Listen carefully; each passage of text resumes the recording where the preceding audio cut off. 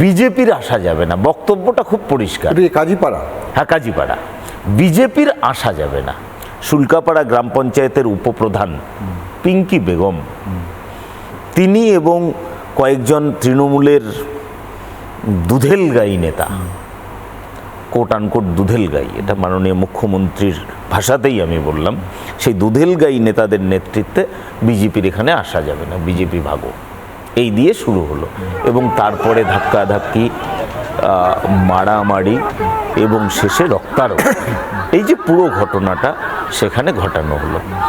এবারে এই জায়গাটায় একটা বিশেষ গুরুত্বপূর্ণ পয়েন্ট আছে। আমরা যখন ঢুকি, সেই 4 জন সাংসদ, 3 জন বিধায়ক, সেই মুহূর্তে আমরা ঢুকি, আর সেই মুহূর্তে এসপি এবং ডিআইজি তারা সেখান থেকে বেরিয়ে গেলেন। আচ্ছা, আমরা ঢুকছেন, ওরা বেরোচ্ছে, ওরা বেরিয়ে গেল। ওরা কি জানতো নাকি সব জিনিস হতে পারে? অবশ্যই জানতো।